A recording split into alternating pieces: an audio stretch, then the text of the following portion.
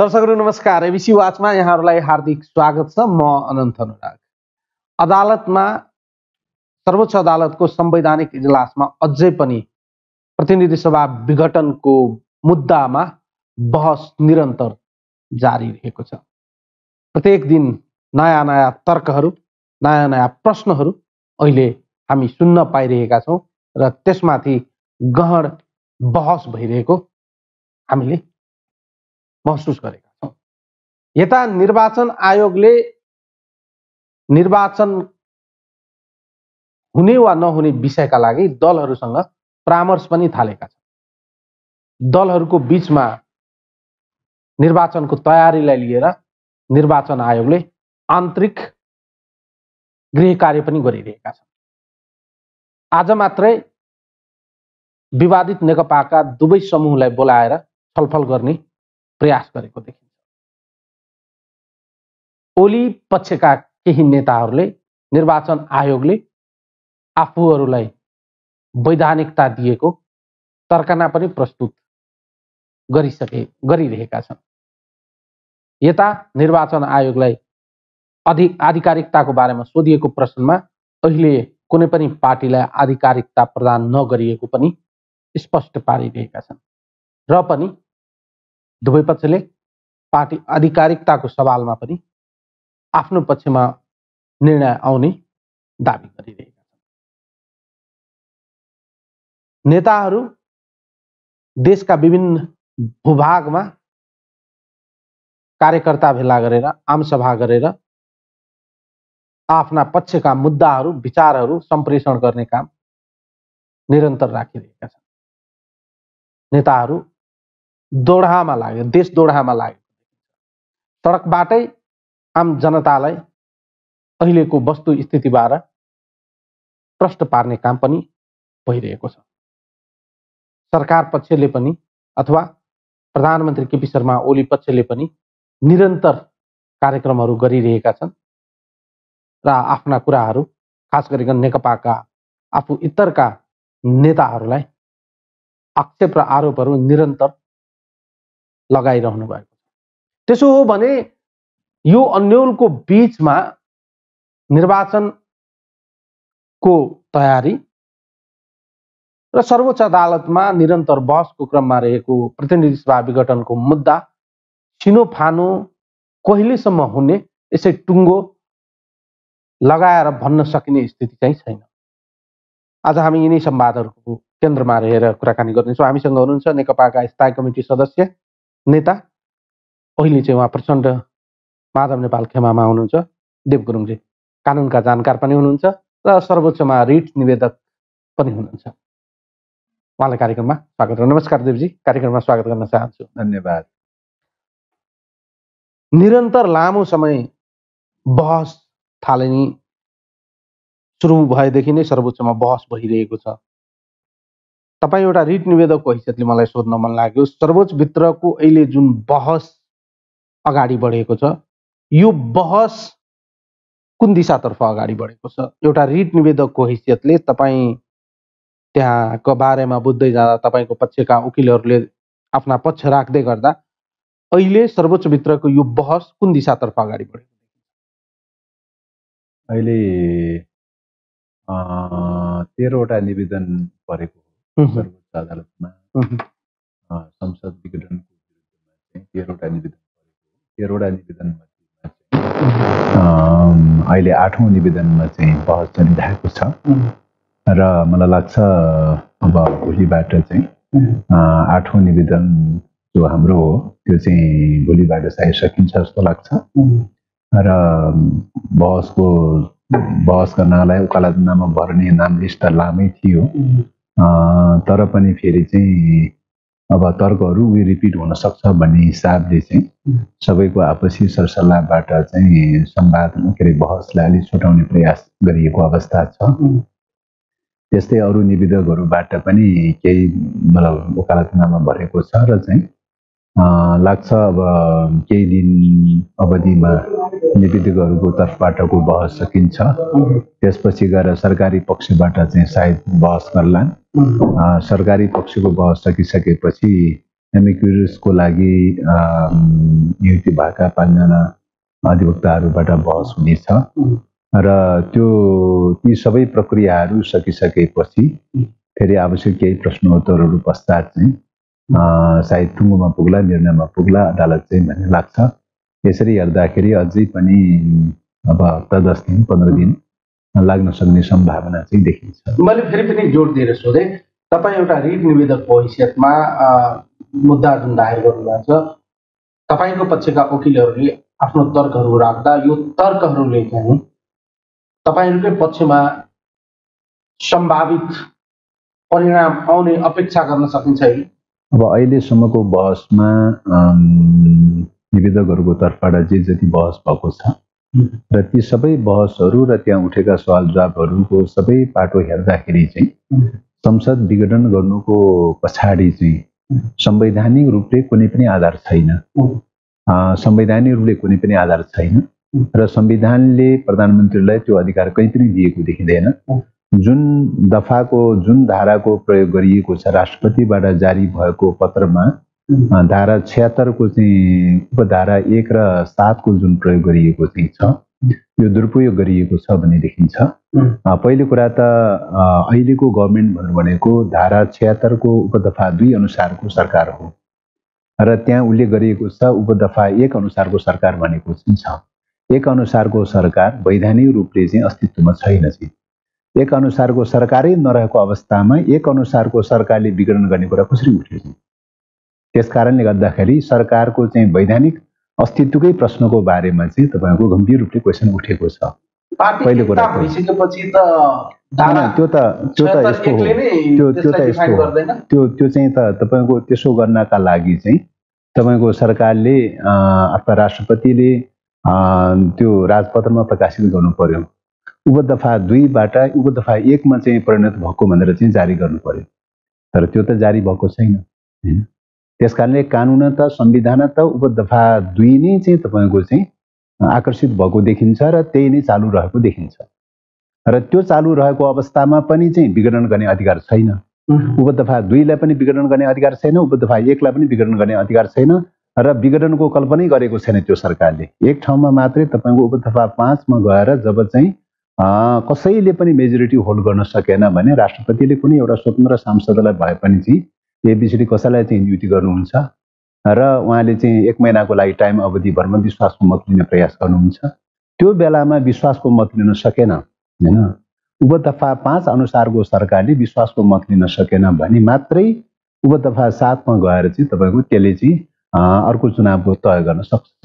त्यस कारणले गर्दाखेरि यो विशिष्ट कन्डिसनमा चौथो चरणमा पहिलो कुरा मेजोरिटीको गभर्नमेन्टको अभ्यास हुन्छ, दोस्रो कुरा कोलिसनको चाहिँ अभ्यास हुन्छ, तेस्रो कुरा कोलिसन पनि विफल भयो भने चाहिँ लार्जेस्ट पार्टीको अभ्यास हुन्छ, लार्जेस्ट पार्टी पनि विफल भयो भने चाहिँ त्यसपछि गएर चाहिँ अनि कुनै एकजना पात्रको अभ्यास हुन्छ, कुनै एकजना सांसदको अभ्यास हुन्छ।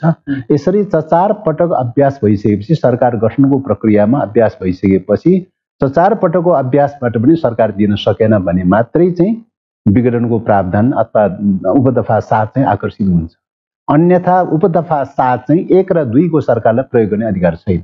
त्यसो भएको हुनाले चाहिँ तपाईँ रिट निवेदक भएको हुनाले पनि सोधे र कानुनको जानकार भएको हुनाले पनि प्रधानमन्त्रीजीले सर्वोच्चमा पेश गर्नुभएको जुन आफ्नो भनाइहरू छन्, लिखित भनाइहरू, उहाँको तर्क हेर्दा चाहिँ संवैधानिक कुरा भन्दा पनि राजनैतिक विशेषाधिकारको कुरा भन्नुभएको छ। उहाँले राजनैतिक निर्णय भन्नुभएको छ र प्रतिनिधि सभा विघटन गर्न नचाहँदै पनि विघटन गर्नुपर्ने स्थिति उत्पन्न भइआएको कारणले गर्नुपर्ने बाध्यात्मक अवस्थाको जिकिर गर्नुभएको छ। अब त्यसलाई भ्यालिड मान्न सकिन्छ कि सकिन्न? पहिलो कुरा त तपाईँको मन्त्री परिषदको तर्फबाट सिफारिस गरिएको चाहिँ त्यो निर्णयमा, त्यो प्रस्तावमा, राष्ट्रपति कहाँ गरिएको सिफारिसमा संविधानको धारा दफा कहीँ पनि उल्लेख भएको देखिँदैन र राष्ट्रपतिबाट सूचना जारी गर्ने क्रममा मात्रै धारा 76 को उपदफा 1 र 7 र 85 दफा प्रयोग गरेको धारा प्रयोग गरेको देखिन्छ र त्यो कुराको बारेमा जब चाहिँ सो कजको चाहिँ अथवा कारण देखाउ आदेश जारी भइसकेपछि 7 दिनभित्रमा सम्बन्धित पक्षहरूले कारण सहितको चाहिँ सबै डकुमेन्टहरू झिकाउने प्रक्रियामा मन्त्री परिषदबाट आएको चाहिँ डकुमेन्टहरूमा के छ त्यो विषयमा भन्ने खालको सन्दर्भमा हेर्दाखेरि चाहिँ त्यसपछि आएको चाहिँ पत्रमा बीचमा पत्रचार भएको चाहिँ छ। 19 गतेसम्म तपाईँको पत्रचार गरिसक्ने, पौषको 19 पत्रचार गरिसक्ने भन्ने कुरा थियो र आएको डकुमेन्टमा चाहिँ तपाईँको एउटा पत्रचार पत्र फेरि फिर्ता मागेको चाहिँ छ। अदालतमा पुगिसकेको पत्र फेरि सरकारले फिर्ता लगेको छ। फिर्ता गरेर आइसकेको पत्रमा के छ भन्दाखेरि चाहिँ तपाईँको त्यो निर्णयको मन्त्री परिषदको निर्णयको माथिको सिरानमा चाहिँ तपाईँको संविधानको धारा र दफाहरू उल्लेख गरिएको चाहिँ छ। उल्लेख गरिएको छ र त्यसमा चाहिँ तपाईँको एट्याच गर्ने क्रममा सही छाप गर्ने क्रममा चाहिँ तपाईँको कुन मिति राखेको छ भन्दाखेरि पुसको 20 गतेको मिति राखेको चाहिँ छ। जबकि 19 गतेभित्र जवाब पठाइसक्नु पर्नेमा चाहिँ 19 गते जवाब पठाइसकेपछि तुरुन्तै चाहिँ पत्रचार गरेर त्यो डकुमेन्ट फिर्ता मागेको चाहिँ छ। फिर्ता मागेर आएको डकुमेन्टमा के छ त भन्दाखेरि 20 गतेको मितिमा एट्याच गरेको चाहिँ छ। भनेपछि त्यो दफा चाहिँ तपाईँको त्यो प्यारा चाहिँ पछिल्लो समयमा थप गरेर चाहिँ एक प्रकारले कृत्य गरेर पठाएको छ भन्ने देखिन्छ हैन। त्यो पहिलो कुरा त्यस्तो देखिन्छ। त्यस कारणले कानुनी रूपले नै तपाईँको मैले अघि पनि निवेदन गरेँ, कानुनी रूपले नै आधार देखिँदैन चाहिँ। राजनीतिक रूपले निर्णय गरेको आधारमा हुन्छ कि हुँदैन त भन्दाखेरि राजनीतिक रूपले संविधान त तपाईँको राजनीति को निरन्तर जारी रूप नै के हो त भन्दाखेरि दस्तावेज नै संविधान हो। राजनीति र कानुनको सम्मिश्रित दस्तावेज नै संविधान हो। राजनीति छुट्टै ढङ्गले चाहिँ तपाईँको निर्णय हुने विषय होइन। यदि छुट्टै ढङ्गले राजनीतिक खालको निर्णय हो भने त्यो जस्टिफाई चाहिँ विधिसम्मत ढङ्गले कहाँबाट एप्रुभ गर्ने हो त भन्दाखेरि एप्रुभ गर्ने ठाउँ त तपाईँको संसद हो चाहिँ हैन। संसद हो। यदि राजनीतिक विशुद्ध राजनीतिक निर्णय हो भने संसद हो चाहिँ एप्रुभ गर्ने ठाउँ होइन भने तपाईँको विशुद्ध राजनीतिक भनेर कसरी पन्छिन पाउँछ? विशुद्ध राजनीतिक चाहिँ विषय चाहिँ भनेर अदालतबाट पन्छिन त पाउँदैन। त्यस कारणले राजनीतिक भनेर जसरी तर्क गरिरहेको छ त्यो अदालतमा चाहिँ जो फेस गर्नु परिरहेको छ त्यसबाट बच्नका लागि चाहिँ यो तर्क गरिएको छ भन्ने लाग्छ। यदि राजनीतिक हो भने चाहिँ तपाईँको चाहिँ हैन अदालतले पनि के विगत कालमा बसालेको नजिरमा राजनीतिक मुद्दाहरूको बारेमा पनि हेर्न सकिन्छ भनेर राजनीति र कानुनी दुईटै मुद्दाको बारेमा हेर्न सकिने भनेर नजिर खडा गरेको छ विगत कालको संसद विघटनको सन्दर्भमा। तपाईले यो कुरा कारणले गर्दाखेरि चाहिँ कमरेड तपाईले यो कुरा बताइरहनु हुँदा कार्यकारी प्रधानमन्त्री कुनै हाम्रो देशमा हामीले पार्लियामेन्ट्री सिस्टमलाई चाहिँ अंगीकार गरेका छौँ। पार्लियामेन्ट्री सिस्टममा कार्यकारी प्रधानमन्त्रीमा अधिकार चाहिँ प्रधानमन्त्रीमा निहित छ। एउटा कार्यकारी प्रधानमन्त्रीले बारम्बार संवैधानिक इजलासभित्र न्यायमूर्तिज्यूहरूले सोध्नु भएको प्रश्नकै प्रसङ्गलाई कोट्याउन चाहे। बहुमतको सरकारको प्रधानमन्त्रीज्यूले सरकार चलाउन नचाहेको खण्डमा अर्को निर्वाचनमा जान चाहेको खण्डमा किन गर्न नपाउने जुन प्रश्न बारम्बार आउने गरेका छन् त्यो चाहिँ किन नपाउँदैन? बहुमतको सरकारले चाहिँ तपाईँको चाहिँ सरकार चलाउनलाई बहुमत हो। सदनले चाहिँ अधिकार दिएको बहुमत बनाइदिएको सरकार सञ्चालन गर्नलाई हो। सरकार सञ्चालन गर्न चाहेन भने उसले राजीनामा दिने हो। सहज प्रक्रिया भनेको संवैधानिक बाटो भनेको राजीनामा दिने हो हैन। र संसद विघटन त्यो अवस्था मात्रै हुन्छ जब सरकार गठन गर्न सक्दैन, आफू अल्पन्न पर्छ, पटक पटक सरकार गठन गर्न सक्दैन, 4 पटकसम्म सरकार गठन हुन नसकेपछि त्यस पछाडिबाट चाहिँ संसद विघटन के को लागि मेजोरिटी गभर्नमेन्ट बनाउनलाई संसद विघटन गर्ने हो।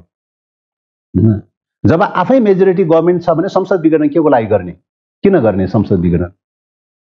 त्यस कारणले गर्दाखेरि यो लजिक कतैबाट पनि मिल्दैन। मेजोरिटी प्राप्त गभर्नमेन्टलाई झन् टाइटली चाहिँ दफा 1 ले पनि टाइटली चाहिँ के अरे संसद विघटन गर्न नपाउने व्यवस्था छ। व दफा 2 अनुसार के अरे कोलिसनको गभर्नमेन्टले पनि संसद विघटन गर्न पाउने व्यवस्था छैन।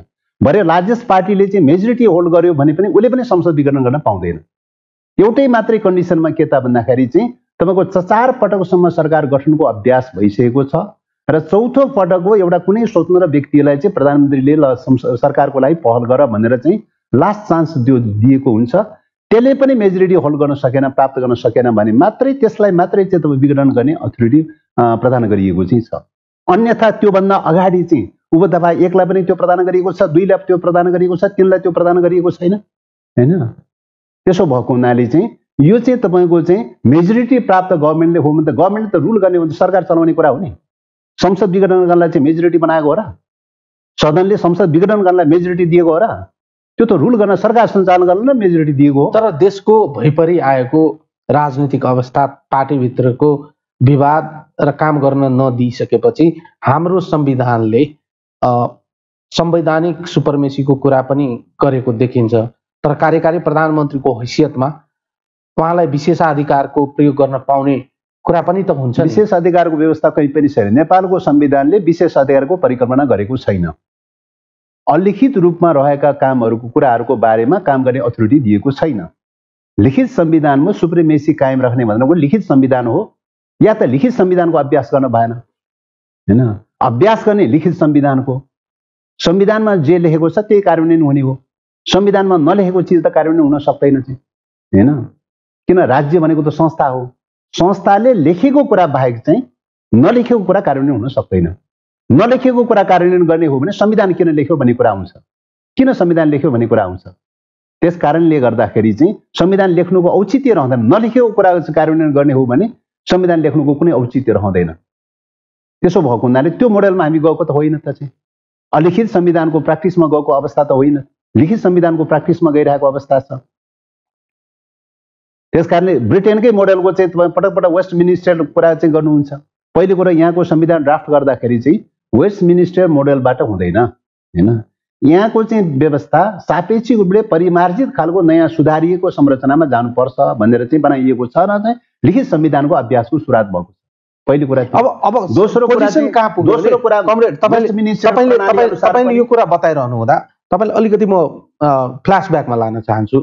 संविधान लेखन प्रक्रिया सुचारू रहँदा, संविधान जारी गर्दा र संविधानका धारा उपधारामा दफावार छलफल भइरहँदा तत्कालीन अवस्थामा संविधान सभाका नेतृत्वकर्ता व्यक्तित्वहरूले, त्यहाँ रहनुभएका सांसदहरूले त्यति बेलाको समितिमा चाहिँ चर्को रूपमा अहिलेको वस्तुस्थितिको बारेमा एउटा बृहत्तर छलफल हुँदा जुन पोजिसनहरू हिजोका दिनमा जस व्यक्तिहरूको देखिएको थिए, ती व्यक्तिहरू उनीहरू त अहिले त्यो पोजिसनबाट निकै टाढा पुगेको देखिन्छ। त्यतिखेर गरेको बहसको विषयवस्तुहरूलाई चाहिँ स्वामित्व लिन पनि तयार हुनुहुन्न, अथवा त्यो बहस त्यति बेला जुन एउटा सर्कमस्टान्सेसमा भएको थियो ती बहसहरू केवल देखावटीका लागि मात्रै थिए, हात्तीको देखाउने दाँत मात्रै थिए भन्ने कुराको अहिले चाहिँ सामाजिक सञ्जालमा र समाचार माध्यमले पनि उठाएका छन्। जो व्यक्ति त्यति बेला संविधान सभाको नेतृत्व गर्दै हुने थिए ती व्यक्तिले नै अहिले चाहिँ त्यति बेलाको बहसको बारेमा बोल्न चाहिराख्नु भएको छैन र ती धारा औपधारिक बहसका चाहिँ अन्तर्यहरूको बारेमा, त्यसको चाहिँ उद्देश्यका बारेमा र त्यसको किन गरिँदैछ भन्ने बारेमा त त्यति बेला पनि छलफल भएको थियो नि। अहिले चाहिँ त्यसको अनरसिप लिनु पर्दैन। अथवा मेरो प्रश्न के हो भने तपाईले संविधान जारी गर्नुभयो, तपाईले संविधानमा हस्ताक्षर गर्नुभयो, तपाईले संविधान जारी गर्दा सबैको नेतृत्वदायी भूमिका खेल्नुभयो, संविधानभित्र रहेका विषयवस्तु र त्यसको अर्थ वा त्यसको चाहिँ भावार्थ लगाउँदा अहिले चाहिँ अनरसिप नलिँदा त यो त अनाथ बनाए जस्तो भएन र भने? निश्चय पनि त्यो बेलामा छलफल चल्ने क्रममा, बहस चल्ने क्रममा र आएको विषयहरू, सार्वजनिक रूपले आएका विषयहरू पनि के थियो त भन्दाखेरि चाहिँ पहिलो कुरा त यो प्रधानमन्त्रीलाई संसद विघटन गर्ने विशेष अधिकारको व्यवस्थाको विषय चाहिँ पुरानो संविधानमा 47 सालको संविधानमा धारा 53 चाहिँ उपदफा 4 मा व्यवस्था गरिएको थियो र त्यो व्यवस्थाको बारेमा के गर्ने भन्ने क्वेसन नउठेको होइन, क्वेसन उठेको थियो। त्यो बेलामा क्वेसन उठ्दाखेरि चाहिँ यसले अस्थिरता र अराजकता पैदा गरायो, सिस्टममाथि नै आँच पुर्याउने काम भयो, त्यसकारणले यो प्रावधान राखिनु हुँदैन भन्ने कुरामा आम रूपमा सहमत थिए र त्यसको विकल्पमा के गर्ने त भन्दाखेरि दुईटा विकल्प क्वेसन उठेको थियो। त्यो बेला उठेको विकल्प भनेको के हो त भने तात्कालीन माओवादी र तात्कालीन एमाले विकल्प के उठाए त भन्दाखेरि कार्यकारी प्रमुखको चाहिँ व्यवस्था गरौँ, हैन? कार्यकारी प्रमुख प्रधानमन्त्री भए पनि अथवा राष्ट्रपति भए पनि माओवादीले राष्ट्रपति नै प्रत्यक्ष निर्वाचन गरौँ 5 वर्षको लागि, तात्कालीन एमाले प्रधानमन्त्री नै प्रत्यक्ष निर्वाचन गरौँ 5 वर्षको लागि भन्ने थियो। तर नेपाली कांग्रेसको फरक मत के थियो त भन्दाखेरि चाहिँ होइन, सदनबाटै प्रधानमन्त्री चुन्ने व्यवस्था गरौँ तर प्रधानमन्त्रीले चाहिँ संसद विघटन गर्न नपाउने व्यवस्था गरौँ भन्ने उहाँहरूको प्रस्ताव थियो। त्यो अनुसार के गर्ने त अविश्वासको प्रस्ताव पनि पटपट राख्न नपाउने, हैन? र एवं प्रकारले संसद विघटन पनि गर्न नपाउने चाहिँ र कुन कन्डिसनमा मात्रै संसद विघटन गर्ने त भन्दा यही अहिले जो संविधानमा जुन व्यवस्था गरिएको छ त्यो कन्डिसनमा मात्रै चाहिँ संसद विघटन गर्न पाउने व्यवस्था अथवा 4 पटकसम्म सरकार गठनको अभ्यास भइसकेपछि पनि सरकार गठन हुन सकेन भने सरकार दिनुपर्ने दायित्व सदनको हो। सदनले सरकार दिन सकेन भने मात्रै त्यो बेलामा मात्रै एउटा अप्सन राख्ने, एउटा भेन्टिलेटरको रूपमा एउटा अप्सन राख्ने, अन्यथा चाहिँ घरिघरि संसद विघटन गर्ने व्यवस्थालाई खारिज गर्नुपर्छ भन्ने कुरामा सर्वसम्मत भएपछि अन्ततगत चाहिँ अब त्यहाँ सहमति र समझौताको बाटो खोज्ने क्रममा नेपाली काङ्ग्रेसले जे प्रस्ताव राख्यो त्यो प्रस्तावमा सबै सर्वसम्मत भएका हुन् हैन। सबै सर्वसम्मत भएर त्यही प्रस्ताव चाहिँ पारित भएको अवस्था हो। त्यसकारणले अहिले चाहिँ भन्ने हो भन्दा नेपाली काङ्ग्रेसले जुन एजेन्डा राखेको थियो त्यो एजेन्डामाथि एट्याक हुन थालिसकेपछि त रक्षा गर्नुपर्ने दायित्व र ओनरसिप लिनुपर्ने त उहाँहरूले हो नि अझ बेसी चाहिँ हैन। हामीले त कार्यकारी राष्ट्रपतिको प्रश्न उठाएका थियौँ त्यो बेलामा त हैन। तर अब खैर त्यो बेलामा चाहिँ अन्ततगत सहमतिमा यो सिस्टममा सहमति गर्यो। त्यो सहमतिको चाहिँ स्पिरिट एउटै के थियो त भन्दाखेरि प्रधानमन्त्रीले घरिघरि संसद विघटन गर्न पाइँदैन भन्ने कुराको सवालमा त सबै एकमत भएको अवस्था हो। त्यस कारणले गर्दाखेरि चाहिँ एउटा त्यो रूपले बनेको अवस्था हो। यो कुराको बारेमा त्यो बेला त्यसमा ड्राफ्टमा रहनुभएका जो कसैले पनि त्यही कुरा भनिरहनु भएको छ। त्यो बेलाको प्रतिवेदनले त्यही कुरा जनाउँछ, सदनमा प्रस्तुतको लागि चलेको प्रतिवेदनले त्यही कुरा जनाउँछ। त्यसको सेरोफेरमा बोलेका तात्कालीन चाहिँ के अरे ड्राफ्टमा इन्भल्भ रहनुभएका चाहिँ व्यक्तित्वहरूले त्यही कुरा बोलिरहनु भएको छ। चाहिँ त्यसो भएको हुनाले चाहिँ त्यो व्यवस्था चाहिँ जुन व्यवस्था कायम भएको थियो त्यो व्यवस्थाप्रति यतिखेर चाहिँ जसरी ओनरसिप लिनुपर्ने दायित्व र जिम्मेवारी लिनुपर्ने हो त्यो रूपले जिम्मेवारी नलिने खालको चाहिँ एउटा त त्यो सिस्टम भत्काउने र चाहिँ पुरानै सिस्टममा लैजाने 47 सालको सिस्टममा लैजाने ट्रेन देखा पर्यो। प्रधानमन्त्रीज्यूको ट्रेन त के देखा पर्यो त भन्दाखेरि यो सिस्टमलाई भत्काएर चाहिँ त्यो बेलामा जुन कुरामा उहाँले सहमत गर्नुभयो त्यसबाट ब्याक हुनुभयो। ब्याक भएर 47 सालको संविधानमा जान खोज्नुभयो। अब यदि अदालतबाट चाहिँ यो एप्रुभ भयो भनेदेखि त यो प्रावधान मिसियो भनेदेखि त प्रधानमन्त्रीले जहिले सुकै पनि चाहिँ संसद विघटन गर्न पाउने मोडलमा गयो। यो भन्दा बाहेक एउटा प्रश्न तपाईलाई, संसदभित्रको अहिलेको जुन चाहिँ राजनीतिक बनोट छ नि, संख्यात्मक जुन बनोट छ, सबैभन्दा ठुलो दल नेकपा अहिले फुटेको छैन। नेकपाको तर्फबाट नै प्रधानमन्त्री हुनुहुन्छ केपी शर्मा ओली। नेकपा बाहेक चाहिँ सरकार बन्ने सम्भावना त छैन नि यो संसदबाट छ हैन। अहिले त अब त्यो सम्भावना त देखिँदैन। किन त भन्दाखेरि चाहिँ अब अहिलेको सदनको चाहिँ कम्पोजिसन भनेको चाहिँ या त नेकपाले चाहिँ वैधानिक अनुसार अब राजनीतिक रूपले पार्टी विभाजन भएको छ, वैधानिक रूपले चाहिँ निर्वाचन आयोगमा केही कुरा बाँकी छ हैन। त्यस कारणले गर्दाखेरि अब अहिले को परिस्थितिमा एउटा दलले मात्रै चाहिँ या त नेकपा कायम रहेको स्थितिमा नेकपाले बनाउने हो सरकार हैन। यही रूपमा नेकपा कायम रहन सकेन भने चाहिँ के हुन्छ त भन्दाखेरि कोलिसन गभर्मेन्टमा जान्छ हैन। कोलिसनको मोडलमा जानुपर्ने त्यसको लागि त नेकपा त्यसो भएको हुनाले चाहिँ विभाजन हुनु पर्यो। त्यसो भएको हुनाले अब कोलिसनमा जान्छ कि जाँदैन, उपदफा 1 अनुसारको सरकार बन्छ कि उपदफा 2 अनुसारको सरकार बन्छ कि भन्ने कुरा भन्दा पनि मेजर कुरा के हो त भन्दाखेरि गभर्मेन्ट त छेनी कुरा हो चाहिँ हैन। त मेजर कुरा के हो त भन्दा सिस्टम बचाउने प्रश्न मेजर कुरा हो।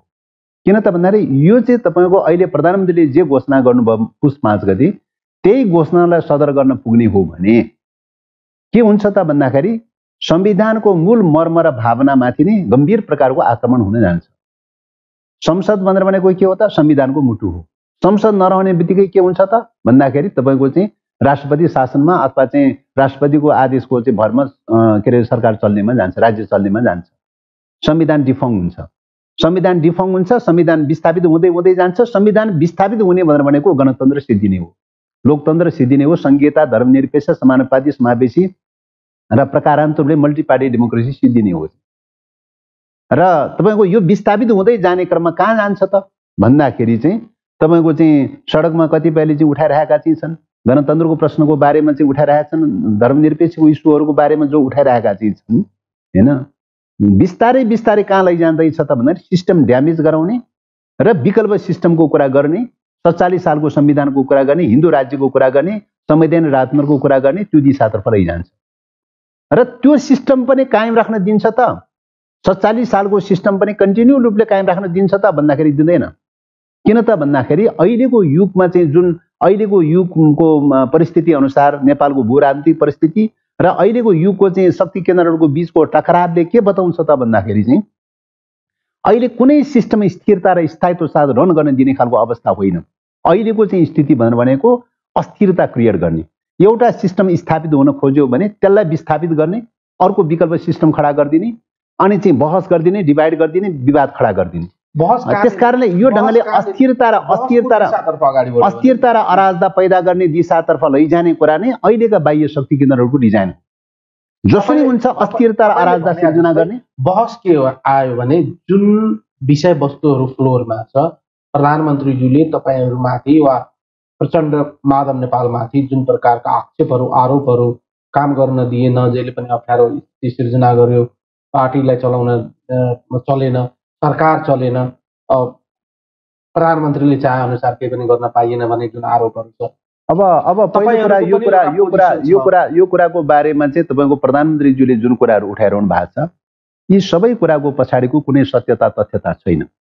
किन त भन्दाखेरि यदि त्यसो हो भने त्यो कुरा सदनबाट जस्टिफाई हुनु पर्यो। सदनबाट जस्टिफाई नभइकन संविधानले चिन्दैन।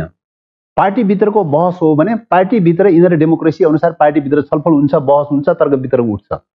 पार्टीभित्र बहस नहुने दुनियाँमा कुन चाहिँ पार्टी छ? हैन, जुनसुकै पार्टीमा पनि बहस त उठ्न सक्छ। पार्टीभित्र उठेको बहसको आधारमा संसदले चिन्छ। संसद 6 महिनादेखि चाहिँ बैठक बन्द छ, संसद बैठक सुचारू छैन। हैन, त्यति मात्रै भने त्योभन्दा अगाडिका बैठकहरूको सिनेरियो हेर्ने हो भने सरकारले राखेका प्रस्तावहरू चाहिँ चाहे चाहिँ तपाईँको चित्त बुझे पनि नबुझे पनि बजेटहरू चाहिँ हेर्नु 3-3 वर्षका बजेटहरू सबै थ्रु भएका चाहिँ छन्। 3-3 वर्षका नीति कार्यक्रम सबै थ्रु भएको चाहिँ छ। हैन, सरकारले अर्जेन्सी भनेर राखेको चाहिँ विधेयकहरूको बारेमा सबै मूलतः सबै थ्रु भएको चाहिँ छ। कुन चाहिँ कुरा अड्किएको छ त? सदन अवरुद्ध भएर वेल घेराउ भएर सदन अवरुद्ध भएको छ कि? त्यो पनि भएको छैन। विपक्षले त्यो पनि गरेका छैन चाहिँ। हैन, सदन वेल घेराउ भएर अवरुद्ध भएको पनि छैन। सरकारले पेश गरेका नीति कार्यक्रम र चाहिँ तपाईँको बजेटको बारेमा चाहिँ कुनै अवरुद्ध भएको पनि छैन। सरकार गठन र विघटनको बारेमा टेबल गर्नुभएको थियो कि उहाँले चाहिँ? हैन, टेबल गर्नुभएको थियो भने कुन चाहिँ सरकार विघटन भएको थियो, कुन चाहिँ टाइममा सरकार विघटन के अरे विश्वास मत प्राप्त गर्न सकेन? हैन, तथ्य देखाउनु पर्यो। त्यो त केही पनि छैन। त्यस कारणले गर्दाखेरि सदनबाट जस्टिफाई नभएको, सदनबाट प्रमाणित नभएको चाहिँ कुराहरूको बारेमा कसको दिल दिमागमा के लाग्यो भन्ने कुरा त सदनले त चिन्दैन त। कसको दिल दिमागमा के लाग्यो भन्ने कुरा संविधानले त चिन्दैन त। संविधानले चिन्नलाई त सदनमा प्र्याक्टिस हुनु पर्यो नि। त 4 पटकसम्म सरकार गठनको प्र्याक्टिस गर्नु पर्यो नि। अब हुँदा चाहिँ कहाँसम्म पुग्यो भने नि कमरेड, तपाईँहरूको पार्टीभित्रको आन्तरिक विवाद छताछुल्ल भएर अहिले 2 खेमामा विभाजित भइसकेपछि, संवैधानिक र कानुनी लडाइँमा अगाडि बढिसकेपछि अहिले आएर जनता पनि विभाजित भएको। तपाईँहरू कार्यक्रम आयोजना गर्नुहुन्छ, तपाईँहरूको कार्यक्रममा पनि आम जनताको सहभागिता अपेक्षाकृत नै देखिन्छ। प्रधानमन्त्री केपी शर्मा ओलीज्यूले आयोजना गर्नुभएको कार्यक्रमहरूमा पनि जनताको उत्तिकै सहभागिता देखिन्छ। राइट र रङ छुट्याउने कसरी भने एउटा स्थिति उत्पन्न भएको देखिन्छ नि। पहिलो कुरा त कन्टेन्टले छुट्याउने कुरा हो। हैन, कन्टेन्टले विचारले छुट्याउने कुरा हो। विचारले छुट्याउने कुरामा अहिलेको चाहिँ सन्दर्भमा हेर्ने हो भने 2टा दिशाको यात्रा छ। एउटा दिशाको यात्रा के हो त भन्दाखेरि चाहिँ अहिलेको प्राप्त डेमोक्रेसीको रक्षा गर्दै, गणतन्त्रको रक्षा गर्दै समाजवादको दिशातर्फ अगाडि बढ्नुपर्छ भन्ने एउटा यात्रा त्यो हो। अथवा अर्को शब्दमा यसलाई हामी अग्रगमनको यात्रा भनेर भन्छौँ। एउटा यात्रा त्यो हो। दोस्रो यात्रा के हो त भन्दाखेरि अहिलेकै सिस्टमलाई पनि विस्थापित गरेर सिद्ध्याएर चाहिँ तपाईँको पक्षगमनको दिशामा 47 सालको संविधान दोहोऱ्याउने, 3 दशक अगाडिको संविधान दोहोऱ्याउने या पुरानै राजतन्त्रात्मक प्रणालीमा फर्काउने खालको दिशा हो। पुरानै राजतन्त्रात्मक प्रणालीमा फर्काउने दिशा भनेको प्रतिगमनको दिशा हो। अग्रगमन र प्रतिगमनको 2टा विपरीत दिशा छ। त्यसकारणले यो कुन चाहिँ दिशा सही हो र कुन चाहिँ दिशा गलत हो भन्ने कुरा मेजर प्रश्न हो। यो विचारको प्रश्नलाई, लाइनको प्रश्नलाई केन्द्रबिन्दु नबनाइकन चाहिँ तपाईँको चाहिँ कति मान्छे सहभागी भएर भएन भन्ने विषयलाई मात्रै केन्द्रबिन्दु बनाउने हो भने पञ्चायत कालमा पनि थुप्रै पञ्च र्यालीहरू भएका छन्। के त्यसले सही साबित गर्यो त? त्यस्तो त भएको छैन। अझ दरबारको पालामा त सम्पूर्ण पञ्च नेपाली, सम्पूर्ण नेपाली पञ्च भनेर भनेको थियो। सत्तामा भएको बेलामा त पावर युज गर्ने भन्दा पूर्व पश्चिमबाट चाहिँ पावर युज गरेर चाहिँ मान्छे चाहिँ खेर्ने कुराको सन्दर्भमा त पञ्च र्याली त पटक गरेकै हो त। चाहिँ पञ्च र्यालीले फाइनल त गरेन त चाहिँ। त्यस कारणले गर्दाखेरि अन्ततगत चाहिँ के हो त भन्दाखेरि विचार र लाइनको हिसाबले कुन चाहिँ सही हो कुन चाहिँ गलत हो भन्ने कुराको आधारमा फाइनल हुने कुरा हो। त्यही क्रममा तपाईँको चाहिँ के अरे 17 सालमा महेन्द्रले कु गरे, 30 वर्षमा सम्पूर्ण शक्ति प्रयोग गरेर त अडाउने कोसिस त गरे त, तर सकेन चाहिँ। 30 वर्षपछि त फर्कियो त चाहिँ। हैन, 59 सालमा चाहिँ तपाईँको ज्ञानेन्द्रले पनि कोसिस त गरे त, पावर लिएर सत्ता चाहिँ पावर हातमा लिएर चाहिँ कु गरेर चाहिँ तपाईँको 3-4 वर्षमा त पेल्ने कोसिस त गरे त, तर धेरै टिक्न त सकेन। त्यो पनि उल्टिनु पर्ने भयो। त्यसो भएको हुनाले हामीले अग्रगमनको दिशा पक्रेको छ कि या पश्चगमनको दिशा पक्रेको छ भन्ने कुरा वैचारिक ध्रुव चाहिँ कता हो भन्ने कुरा प्रमुख कुरा हो। यो दिशा त पूर्व पश्चिम फर्किसकेको अवस्था छ। एकाथरीले चाहिँ के भनिरहेका छन् भने अहिलेको समकालीन राजनीतिमा यो देशमा प्रधानमन्त्री केपी शर्मा ओलीको विकल्प छैन। उहाँ एकमात्र नेता हुनुहुन्छ जसले यो मुलुकको चाहिँ यावत समस्या समाधान गर्नुहुन्छ। बाँकी अरू नेताहरूसँग त्यो किसिमको इच्छा शक्ति, चाहना र योजना केही पनि छैन भन्दैछ। यो सामन्तवादमा के हुन्छ त भन्दाखेरि चाहिँ व्यक्तिमुखी हुन्छ। वीर र व्यक्तिहरूले गर्छन्, पात्रहरूले गर्छन् भनेर भन्छ। जनताको भूमिका, नेता कार्यकर्ताको भूमिका, पार्टीको भूमिका र होल पंक्तिको भूमिकालाई चाहिँ सहायक मानिन्छ। राजतन्त्रात्मक प्रणाली भनेको व्यक्ति पूजाको प्रणाली हो, व्यक्ति केन्द्रित प्रणाली हो। गणतन्त्रको प्रणाली भनेको वर्ग, समूह, संस्थाले चलाउने प्रणाली हो। त्यसकारणले गर्दाखेरि दुई विपरीत खालको फिलोसफी छ। यो दुई विपरीत खालको फिलोसफीले के भन्छ त भन्दाखेरि चाहिँ तपाईँको सामन्तवाद ओरिएन्टेड छ भने त्यसले व्यक्ति खोज्छ, व्यक्ति केन्द्रबिन्दु बनाउँछ। फल्ना वीर हो, बहादुर हो, व्यक्तिले गर्ने कुरा गर्छ। तर गणतन्त्रले के खोज्छ त, लोकतन्त्रले के खोज्छ त, जनताको अभिमतको आधारमा, जनताको जनादेशको आधारमा संस्थाले चलाउने, राज्यले के अरे समूहले चलाउने, वर्गले चलाउने, यो कन्सेप्टबाट जान्छ।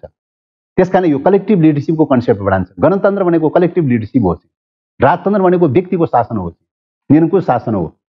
उहाँहरूको फिलोसफी, उहाँहरूको चिन्तनधारा राजतन्त्रवादी खालको चिन्तनधारा भएकै कारणले गर्दाखेरि व्यक्तिलाई केन्द्रबिन्दु बनाउनुहुन्छ अनि व्यक्ति बिना यो संसारै हल्दैन चल्दैन भन्ने खालको दिशामा जान्छ। त्यसो भने राजतन्त्रको किन विरोध गरे? हैन, राजतन्त्रले चलाउने कुरा नै गर्ने हो भने त 250 वर्षसम्म त चलाएकै हो त राजाले। त्यस कारणले गर्दाखेरि हेर्ने कुरा चाहिँ तपाईँको व्यक्ति केन्द्रित खालको फिलोसफीबाट हेर्ने हो कि या कलेक्टिभ लिडरसिपको फिलोसफीबाट हेर्ने हो भन्ने कुरा त पूर्व र पश्चिम फर्किएको कुरा हो नि।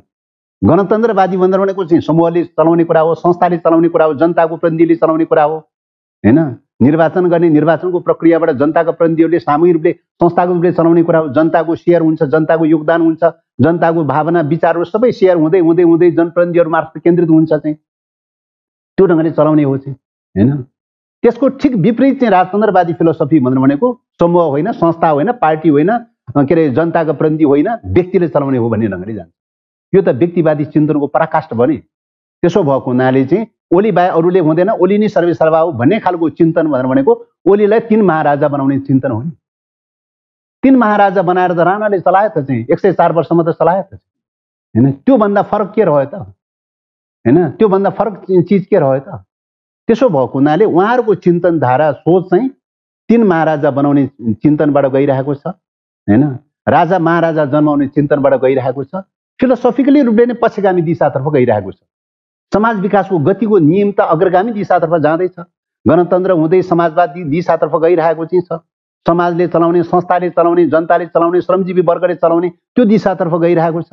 उहाँहरू त उल्टो दिशातर्फ चाहिँ कोही व्यक्ति केन्द्रित बिन्दु बनाएर व्यक्तिले चलाउने दिशातर्फ, राजा महाराजा र राणाहरूले चलाउने दिशातर्फ गइरहनु भएको छ। आउटलुकै पूर्व र पश्चिम फर्केको छ। तपाईहरुलाई एउटा ठुलो चुनौतीको रूपमा अहिले चाहिँ ठुलो चुनौती दिनुभएको छ प्रधानमन्त्री केपी शर्मा ओलीजीले।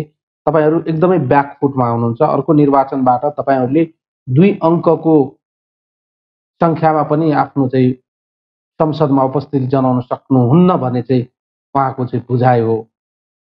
कानुनी रूपमा, संवैधानिक रूपमै चाहिँ तपाईहरुलाई एक किसिमको थ्रेट र ब्याकफुटमा रहेको जस्तो देखिन्छ। अर्कोतर्फ निर्वाचन आयोगले पनि तपाईहरुले दाबी र माग गरे जस्तै त्यसलाई पनि फिर्ता पठाइदिएको जस्तो, त्यसलाई पनि अस्वीकार गरिदिएको जस्तो छ। सर्वोच्चले पनि एउटा पोजिसन क्रिएट गर्दै गएको जस्तो देखिन्छ। सर्वोच्च भित्रको बहसहरूले पनि एक किसिमको चिन्ता जाहेर गरिरहेका छन्। आम मान्छेले भनिरहेका छन्, प्रधानमन्त्रीजी स्वयं भन्दै हुनुहुन्छ मेरो निर्णय ठिक छ, सर्वोच्चले चाहिँ यसको विपक्षमा निर्णय गर्न सक्दैन भनेर चाहिँ भनिराख्नु भएको छ। यस अर्थमा हेर्दा चाहिँ तपाईहरुको समूह अहिले चाहिँ ब्याकफुटमा हो पोलिटिकली। अब त्यस्तो परिस्थिति होइन। किन त भन्दाखेरि चाहिँ कुनै पनि सही र गलत छुटाउने कुरा सही विचारले छुटाउने कुरा हो, सही लाइनले छुटाउने कुरा हो। कुनै षड्यन्त्र, तिकडम, खुराफाती आदिले छुटाउने विषय होइन। क्षणिक रूपले चाहिँ तपाईँको तिकडमले छुटाउला, खुराफातीले छुटाउला, राई सत्ताको राग प्रताप प्रयोग गरेर दुरुपयोग गरेर चाहिँ तपाईँको रकमी तालले छुटाउला हैन, त्यो त क्षणिक र अस्थायी नै हुन्छ। जनताको नजरमा त त्यो त टिक्दैन त, लङ टर्ममा त टिक्दैन त। त्यस कारणले गर्दाखेरि चाहिँ अहिले चाहिँ तपाईँको नेकपा के अरे नेपाल कम्युनिस्ट पार्टी नेकपा यो वैचारिक रूपले नीतिगत रूपले अग्रगामी दिशाको पक्षमा छ, वैचारिक रूपले चाहिँ तपाईँको समाजवाद उन्मुख दिशामा चाहिँ छ र सबै प्रकारका प्रतिगामी पक्षगामी विचारहरूको विरुद्धमा चाहिँ डटेर लडिरहेको अवस्था छ। त्यस कारणले गर्दाखेरि यो विचारले अन्ततगत विजय प्राप्त गर्छ, त्यसमा कुनै शङ्का छैन। सर्वोच्च अदालतको कुरा जो गर्नु भएको छ, सर्वोच्च अदालत चाहिँ संविधानमा टेक्ने हामीलाई आशा छ, संविधानमा टेकेर फैसला गर्नेछ। संविधानमा टेक्ने बित्तिकै संविधानमा नभएको कुरा गर्ने भनेको संविधान संशोधन गर्ने हो। संविधान संशोधन गर्ने अधिकार त सर्वोच्च अदालतलाई छैन। संविधानमा नभएको कुरा लेख्ने चाहिँ अधिकार सर्वोच्च अदालत छ त, त्यो त छैन त हैन। भएका चिजको व्याख्या गर्न सक्ने कुरा एउटा कुरा होला, तर नभएको चिज थप्न त पाउँदैन त चाहिँ। नभएको चिज थप्नलाई त संविधान संशोधन भनिन्छ। संविधान संशोधन गर्ने अधिकार त संसदलाई चाहिँ तपाईँको 2/3 बहुमतलाई मात्रै छ। त्यस कारणले गर्दाखेरि मलाई लाग्छ सर्वोच्च अदालतले प्रधानमन्त्रीको यो कदम संविधानसँग कुनै धारा दफासँगै मेल नखाने खालको के अरे निर्णयको बारेमा चाहिँ सर्वोच्च अदालतले निरन्तरता दिन सक्दैन हैन। पहिलो कुरा त्यो क्लियर छ। दोस्रो कुरा कथम कथाचित अहिले सत्ताको राप ताप र प्रभावको भरमा चाहिँ सर्वोच्च अदालत कथम कथाचित प्रभावित भएछ नि भने पनि जनताले चाहिँ तपाईँको जनादेशको आधारमा जनताले स्थापना गरेका घटनाहरू पनि छ त। 59 सालमा सर्वोच्च अदालतले चाहिँ तपाईँको चाहिँ विघटन गरेको कुरालाई सदर गरे होइन। 3 वर्षपछि 4 वर्षपछि किन पुनर्स्थापित भयो त चाहिँ? जनताले किन पुनर्स्थापना गरे त हैन? त्यसो भएको हुनाले चाहिँ 17 सालमा चाहिँ के विघटन गरे होइन चाहिँ हैन, संसद विघटन गरे होइन। तपाईँ 30 वर्षपछि आएर किन पुनर्स्थापना गरे त? त्यसो भएको हुनाले चाहिँ तपाईँ सही चिज चाहिँ को सन्दर्भमा ढिलो चाँडो किन नहोस्, जनताले स्थापित गर्छ। पहिलो कुरा त्यो। दोस्रो कुरा चाहिँ अदालतको प्रश्नको बारेमा चाहिँ जो उठाउनु भएको छ, अदालतको प्रश्न पनि त्यही नै हो। निर्वाचन आयोग चाहिँ जुन के अरे निर्वाचन आयोगको सन्दर्भमा जहाँसम्म दल दर्ता सम्बन्धी विषय जो छ वैधानिकताको विषयमा हैन, निर्वाचन आयोग एक प्रकारले अकर्मतामा परेको छ। सत्ताको रापतापको कारणले गर्दाखेरि, दबाव र प्रभावको कारणले गर्दाखेरि निर्वाचन आयोगले जुन भूमिका र दायित्व निर्वाह गर्नुपर्ने थियो त्यो दायित्व र भूमिका निर्वाह गर्नलाई चाहिँ एक हदसम्म चाहिँ गाह्रो भइरहेको अवस्था छ। त्यसले गर्दाखेरि उसले के गरे त भन्दाखेरि जुन समयबाट विवाद सुरु गरेको च्याप्टरलाई चाहिँ उहाँले छोडिदिनु भयो चाहिँ। पुस 5 गतेदेखि जब चाहिँ संसद विघटनको परिघटना पश्चात जुन विवाद पैदा भएको थियो, विवाद पैदा भएको बाटो छोडिदिनु भयो। विवाद पैदा हुनुभन्दा अगाडिको चाहिँ तपाईँको 441 जना केन्द्रीय सदस्यलाई मान्यता दिनुभयो। त्यो बेला पेश गरेको विधानलाई मान्यता दिनुभयो चाहिँ हैन। जब त्यो बेला पेश गरेको विधानलाई मान्यता दियो, त्यस पछाडि ओलीजीले संशोधन गरेको विधानलाई मान्यता दिएन। त्यो त सकारात्मक भूमिका खेल्यो त। त्यसपछि विधान संशोधन गरेर चाहिँ 441 जनालाई भत्काएर चाहिँ तपाईँको चाहिँ 1500 चाहिँ पुर्याउनु भयो उहाँले ओलीजीले चाहिँ। त्यसलाई त निर्वाचन आयोगले त मान्यता त दिएन। त्यो सकारात्मक पाटोलाई पनि हेर्नु पर्यो नि। त्यसैले निर्वाचन आयोगले पुरानै विधान र 441 जनाको जो मान्यता दिएको चाहिँ छ, अब त्यो 441 जनालाई चाहिँ उभ्याएर शनाखत गर्नु पर्यो नि। कता मेजोरिटी कता हो भन्ने कुरा त निर्णय गर्नु पर्यो नि। हो, त्यो निर्णय गर्ने प्रक्रियामा भने चाहिँ निर्वाचन आयोग चाहिँ थोरै बीचमा बसेको अवस्था छ, अकर्मतामा फसेको अवस्था छ। तर ढिलो चाँडो निर्वाचन आयोगमा के अरे विवादहरू पेश गरिसकेपछि विवाद निरूपण सम्बन्धी दफाको प्रयोग गरेर चाहिँ तपाईँको निर्वाचन आयोगले आवश्यक छानबिन गर्नुपर्छ। एउटा समयक्रममा निर्वाचन आयोगले निर्णय चाहिँ दिनुपर्ने स्थिति आउँछ एउटा निर्वाचन आयोगको सन्दर्भमा। त्यो सन्दर्भमा जता मेजोरिटी छ दल चाहिँ वैधानिकता प्राप्त गर्ने त्यतै हो। यो त यहाँको मामला होइन, यो त अन्तर्राष्ट्रिय प्र्याक्टिसको कुरा हो। सबै मान्यता मल्टिपार्टी डेमोक्रेसी भएका मुलुकहरू सबैको मान्यता त्यही हो। त्यसो भएको हुनाले चाहिँ एउटा त्यो स्पष्ट छ। अब निर्वाचनको बारेको क्वेसन चाहिँ तपाईँले जो उठाउनु भएको छ, निर्वाचन भनेको चाहिँ कसैले सन्की चलेर गरेको घोषणाको आधारमा निर्वाचन हुँदैन। निर्वाचनको चाहिँ संविधानमा व्यवस्था छ। 5 वर्षमा आवधिक निर्वाचन गर्ने भन्ने कुरा संवैधानिक रूपले व्यवस्था गरेको छ। संवैधानिक रूपले गरेको व्यवस्था नै तपाईँको ताजा जनादेश हो। रियल निर्वाचन हो, ताजा जनादेश हो। संविधानले नचिनेको निर्वाचन तपाईँको ताजा जनादेश हुन सक्दैन, निर्वाचनै हुन सक्दैन। निर्वाचन जस्तो विषय संविधानले नचिनेको निर्वाचन पनि कहीँ हुन्छ दुनियाँमा।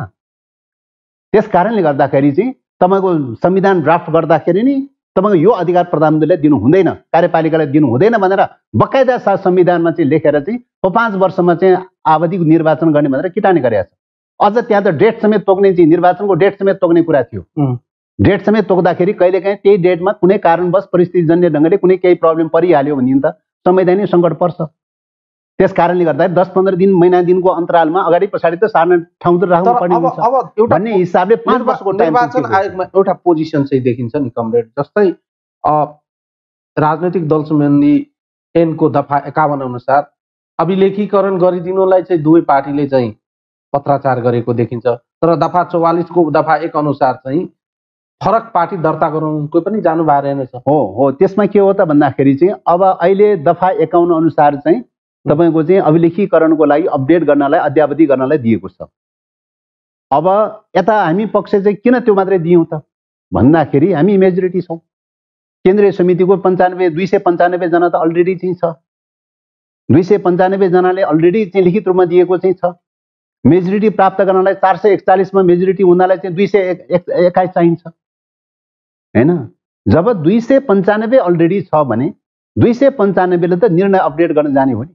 हाम्रो केन्द्रीय समितिको बैठक बसियो, बैठक बसेर यो निर्णय गरियो भनेर अपडेट गर्न जाने हो नि। तर तपाईहरुको पार्टी एक मिनेट सुन्नुस् है। हजुर। अब यदि त्यसमा डाउट लाग्यो उलाई चाहिँ निर्वाचन आयोगलाई डाउट लाग्यो चाहिँ 295 जना हो कि होइन अथवा यस्तो निर्णय गरेको हो कि होइन हैन, उसलाई डाउट लाग्यो भने उसले के गर्ने हो त भन्दा शनाखत गर्ने, बोलाएर निर्वाचन आयोगमा बोलाएर शनाखत गर्ने हो। शनाखत गर्ने भनेको छानबिन गर्ने भनेको के हो त 200 के अरे दफा 44 अनुसारको प्रक्रिया उनी सुरु गर्ने हो। डाउट लाग्यो भने ऊ प्रवेश गर्ने हो नि त्यसमा त चाहिँ, हामी प्रवेश गर्ने त होइन नि हैन। यदि हामी माइनोरिटीमा परेको भए चाहिँ तपाईको चाहिँ 40% हाम्रो छ 40% को लागि भनेर दावा गर्न जाने कुरा हुन्थ्यो। 44 त तपाईको 40% को लागि दावा गर्ने ठाउँ हो नि त। 44 को दफा प्रयोग गर्ने भनेको त चाहिँ 40% को दावा गरेर जाने कुरा हो।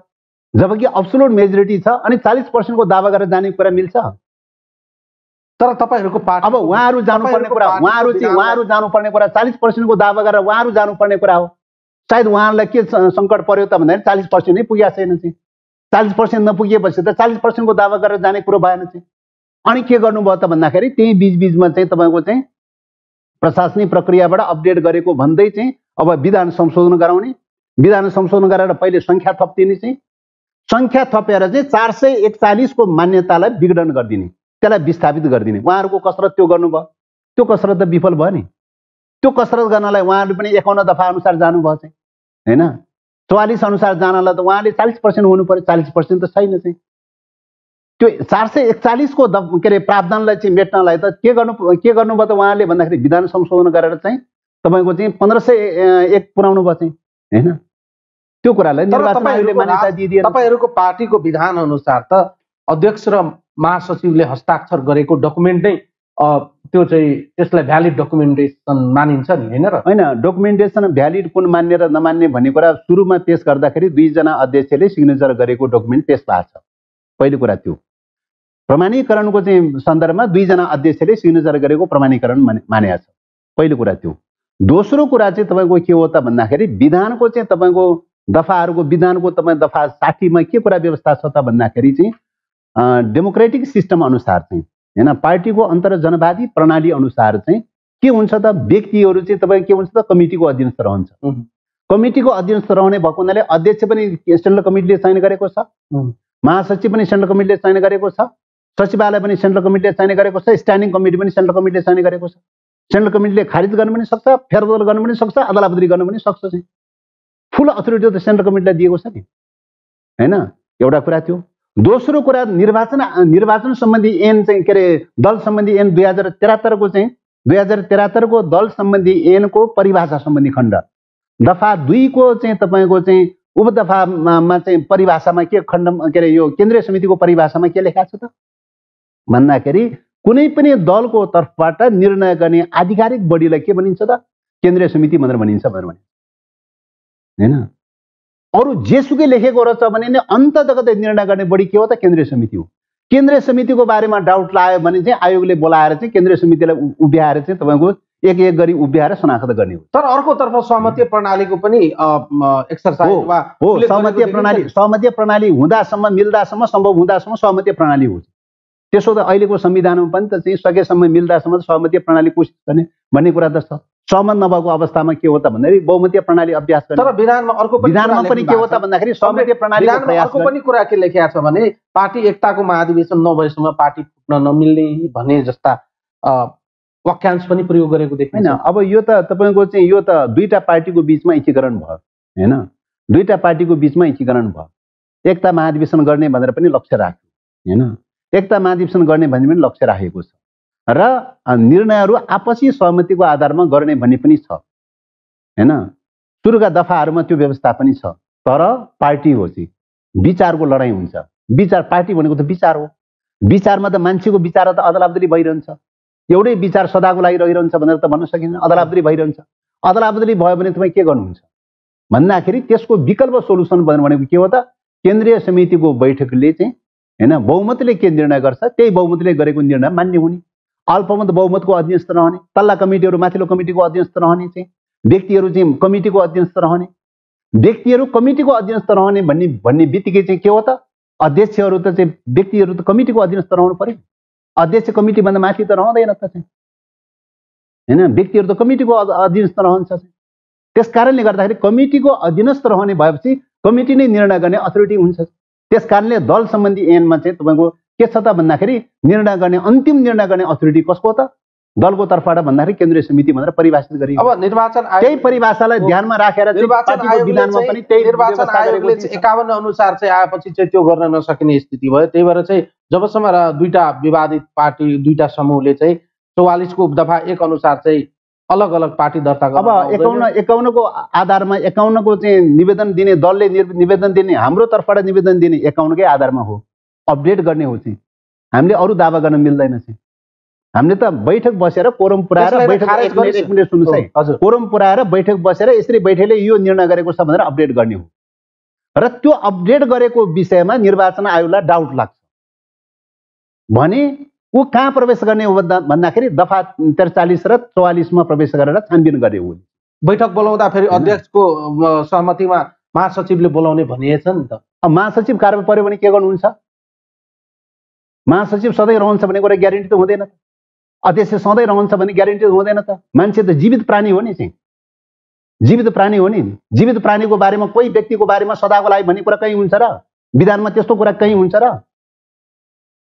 त्यस कारणले गर्दाखेरि चाहिँ निर्णय गर्ने अथोरिटी केन्द्रीय समितिले केन्द्रित गरेको छ। महासचिव पनि केन्द्रीय समितिले चयन गरेको हो, कतैबाट आएको विषय त होइन त। महासचिव अध्यक्ष पनि केन्द्रीय समितिले चयन गरेको हो, कतैबाट आएको विषय त होइन त। केन्द्रीय समितिले अध्यक्ष बनाउँछ, केन्द्रीय समितिले महासचिव बनाउँछ। केन्द्रीय समितिले कसलाई चाहिँ के अरे बैठकको अध्यक्षता गराउँछ भन्ने कुरा केन्द्रीय समितिको अधिकारको कुरा हो। केन्द्रीय समितिले कसलाई चाहिँ महासचिव बनाउँछ कसलाई सचिव बनाउँछ भन्ने कुरा केन्द्रीय समितिको कुरा हो। डाउट लाग्छ केन्द्रीय समितिले अध्यक्ष चेन्ज गरेको छ कि छैन, महासचिव चेन्ज गरेको छ कि छैन, डाउट लाग्छ भने उभ्याए भयो नि त। केन्द्रीय समिति सदस्यहरूलाई उभ्याएर समाप्त गरे भयो नि। अन्त्यतिर आइपुगेका छौँ। 2-3टा एकदमै सर्ट आन्सरको पनि अपेक्षा गरे। निर्वाचन आयोगले एउटा चाहिँ पोजिसन क्लियर गरिदिएको अवस्था छ कि तपाईहरू दुईटैको निर्वाचन आयोगले जिम्मेवारीबाट पन्छेको छ। निर्वाचन आयोग न्यायिक निरूपणको प्रक्रियामा जानबाट पन्छेको चाहिँ छ, प्रशासनिक प्रकारको निर्णय मात्रै गरेर पन्छेको छ। निर्वाचन आयोग सम्बन्धी ऐनको दफा चाहिँ तपाईँको 25 को उपदफा 5 मा टेकेर चाहिँ प्रशासनिक निर्णय मात्रै गरेर चाहिँ पन्छिएको चाहिँ छ।